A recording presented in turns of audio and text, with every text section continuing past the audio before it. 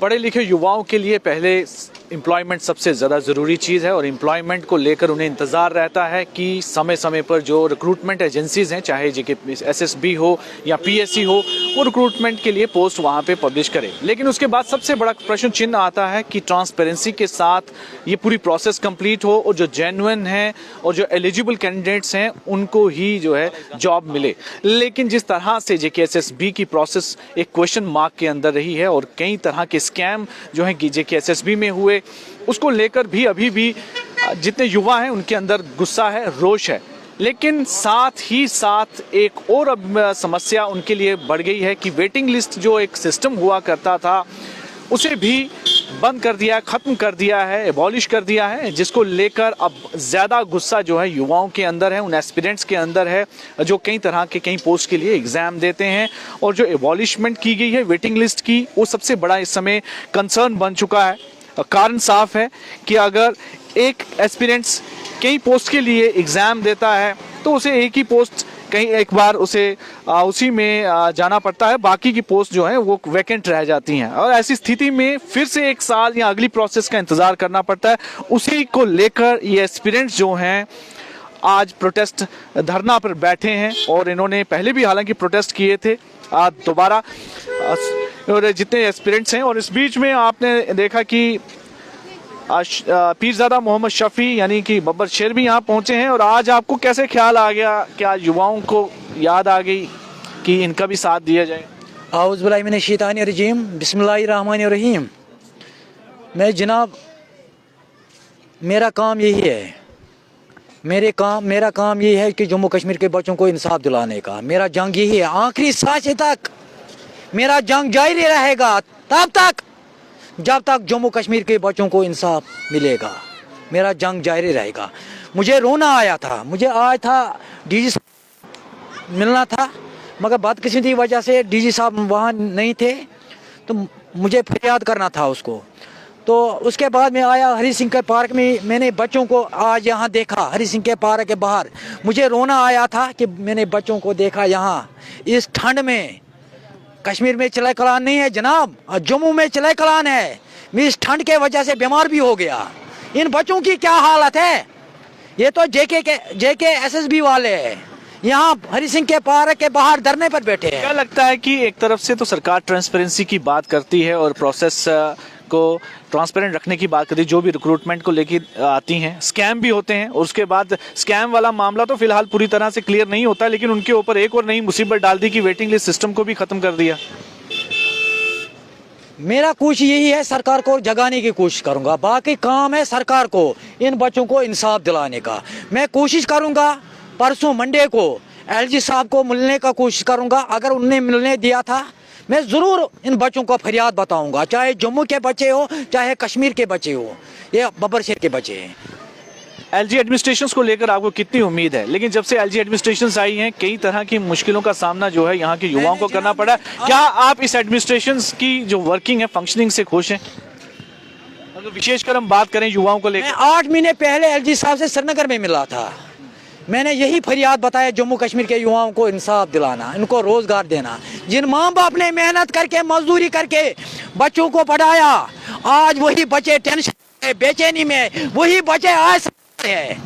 मेरा अपील है, हाथ जोड़कर अपील करता हूँ एलजी साहब से, जो जेके एसएसबी वाले बच्चे हैं जो हरी सिंह के पार्क के बाहर धरने पर बैठे हैं, उनको इंसाफ मिलना चाहिए। चलिए उम्मीद करते हैं स्वर्णवीर भी इस समय हमारे साथ हैं और इस एजिटेशन को लेकर ये लगातार अब अपनी आवाज़ उठा रहे हैं, काफ़ी समय से प्रोटेस्ट कर रहे हैं, लेकिन आज इन्होंने जैसे डिसाइड किया था कि धरने पर बैठेंगे। स्वर्णवीर, काफ़ी समय से आप लगातार इस चीज़ को लेकर लगे हैं कि सरकार ने जो वेटिंग लिस्ट वाला प्रोसेस सिस्टम है उसको एबॉलिश कर दिया है। क्या लग रहा है कि क्या वजह लगती है इसके पीछे?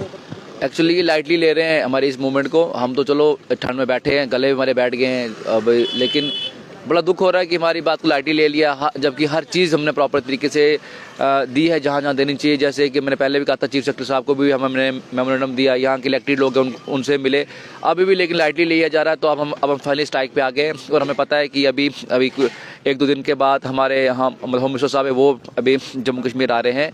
तो हम चाहते हैं कि प्रेशर बनाना, काफ़ी लोगों की कॉल्स भी आ रही हैं, वो भी हमारे साथ आना चाहते हैं। तो हम थैंकफुल है बाबर शेर जी का, ये भी हमारे साथ बैठे। ऐसे जो बड़े बड़े लोग जब हम बैठते हैं तो हमें एक उम्मीद आती है कि हाँ शायद हमारी मूवमेंट को सपोर्ट मिलेगी। यही प्रेशर बनाने की कोशिश हम कर रहे हैं कि हमारे होम मिनिस्टर साहब के आने से पहले हम अपनी मूवमेंट को थोड़ा बड़ा करते हैं। आप लोगों के साथ हूँ इंशाल्लाह, जब तक अल्लाह ताला ने मुझे जान दिया तब तक जम्मू कश्मीर के युवाओं के साथ मैं शाना बशाना खड़ा हूँ। टेंशन लेने की कोई ज़रूरत नहीं है। मेरा कोशिश है, मेरा जंग आखिरी सांस तक आप लोगों के लिए। Thank you sir. बस यही, जैसे सर ने बोला, अब काफ़ी और लोगों की भी कॉल्स आ रही हैं, वो भी बोल रहे हैं कि हम आपके इस मूवमेंट को सपोर्ट करेंगे। तो हम तो कंटिन्यूसली अब करेंगे क्योंकि जेन्युइन सी डिमांड है, लेकिन पता नहीं कोई इसको लाइटली क्यों ले रहा है। तो हम तो यही कहना चाहेंगे, अगर हमें जो हमें सपोर्ट करेगा हम उसको सपोर्ट करेंगे। अगर जिसने हमें सपोर्ट नहीं की तो कॉमन सेंस की बात, हम उसको सपोर्ट नहीं करेंगे। आप आमतौर पर देखा गया कि दूसरी स्टेट्स राज्यों में ये सिस्टम है, वहाँ पर है, लेकिन क्या यहाँ पर क्या बदलाव क्या लाना चाह रहे हैं सरकार यहाँ की कि वेटिंग लिस्ट सिस्टम को ख़त्म करके वो कौन सी ऐसी आपको लगता है कि कोई ऐसी बेहतरी लाना चाहते हैं कि जो उससे फ़ायदा होगा युवाओं को? बेसिकली मैंने पहले भी बड़ी बार बोला, वही बोल रहा हूँ बार बार कि जम्मू कश्मीर को एक नए तरीके का रेवेन्यू जनरेट करने का अड्डा बनाने की कोशिश कर रहे हैं और JKSSB जैसी एजेंसीज को आगे कर रहे हैं कि चलो आपके माध्यम से पैसा इकट्ठा किया जाए। मैंने पहले भी कहा था लास्ट टाइम भी कि अभी VLW का एग्जाम जब हुआ था उसमें 2 लाख बच्चों ने फार्म भरा था। 500 का एक फार्म है, उसके हिसाब से 10 करोड़ रुपया उन्होंने सिर्फ एक एग्जाम से इकट्ठा किया है। तो उसमें भी आप देखें, क्योंकि एक बच्चे ने काफ़ी ज़्यादा फॉर्म भरे होते हैं बच्चे ने, तो जाना उसने एक ही एग्जाम में होता है जहाँ मतलब एक ही जॉब पकड़ेगा जहाँ उसको बेस्ट लगता है, तो बाकी वैकेंसी तो खाली हो जाएंगी। तो मतलब जो खाली वैकेंसी रह जाएंगी उस पर फिर से फॉर्म लगेगा, मतलब फिर से 8-9 मतलब अगर 8-9 करोड़ रुपया या ज़्यादा रुपये मतलब एक एग्जाम से आप इकट्ठा कर दोगे। वही मैंने बोला कि रेवेन्यू जनरेट करने का अड्डा बना दिया गया है और सुन नहीं रहे नहीं यूथ के। अगर सच में आप चाहते हैं जॉब देना तो आपको वेट लिस्ट को रिज्यूम करना चाहिए ताकि बच्चे सब फिट हो जाए। फिर से आप एग्जाम कराओगे, फिर से बच्चों को वेट लिस्ट में रखोगे, या मतलब जो उम्मीद होगी, मतलब आप प्रॉपर तरीके से जम्मू एंड कश्मीर बच्चों को फिट नहीं करना चाहते हो, कुछ ना कुछ कमियां चखना चाहते हो, रेवेन्यू जनरेट करना चाहते हो। बस ये इनका माध्यम यही चल। रेवेन्यू जनरेशन जो सबसे बड़ा एक इसके पीछे उद्देश्य है सरकार का या JKSSB का, उसको लेकर देखिए इस ठंड में ये सभी यहाँ पर बैठे हैं, सुबह से यहाँ पर प्रोटेस्ट कर रहे हैं। काफ़ी दिक्कत होती है युवाओं को कि इस तरह के सरकार उनके लिए एम्प्लॉयमेंट जनरेशन की अपॉर्चुनिटी देने की बजाय ऊपर से इस तरह की रिस्ट्रिक्शंस लगा देती हैं। क्या कहेंगे? जी, मेरा नाम याशिका महाजन है और हम यहाँ से कुछ पहले दिनों से यहाँ पे पीसफुल प्रोटेस्ट कर रहे हैं और सरकार से यही कहना चाहते हैं कि वेटिंग लिस्ट जो हटाई है उसे रिवाइव किया जाए, क्योंकि यूथ जो है वो बहुत ज़्यादा इससे सफ़र कर रहा है। पेपरों की तैयारी करते हैं, उसके बाद नौकरियाँ नहीं मिल रही हैं। आज मतलब गवर्नमेंट की वजह से हम यहाँ रोडों पर बैठे हुए हैं। इतना पढ़ने लिखने का क्या फ़ायदा अगर हमें रोड पर ही बैठना है।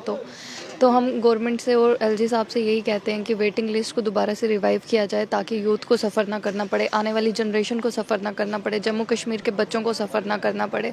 तो हम यहाँ पे उनसे बड़े विनम्र तरीके से यही अपील करते हैं कि प्लीज़ वेटिंग लिस्ट को दोबारा से रिवाइव किया जाए। जी बिल्कुल, अब वेटिंग लिस्ट को रिवाइव किया जाए, यही इनकी डिमांड है। जब दूसरे राज्यों में इस तरह की व्यवस्था अभी भी है, लेकिन जम्मू में इस तरह की व्यवस्था, जम्मू कश्मीर में उसको एबॉलिश किया गया है। कहीं ना कहीं इनके साथ इनजस्टिस है और इस इनजस्टिस के खिलाफ ये लोग आज धरना प्रदर्शन पे बैठे हैं और लगातार अपने इस आंदोलन को जारी रखने की इन्होंने बात कही है। और सरकार को भी इसका संज्ञान लेना चाहिए कि इन युवाओं के लिए कम से कम इस तरह की जो उनके साथ अन्याय किया जा रहा है उसको ध्यान दे और इस चीज़ को ठीक करने की कोशिश करे।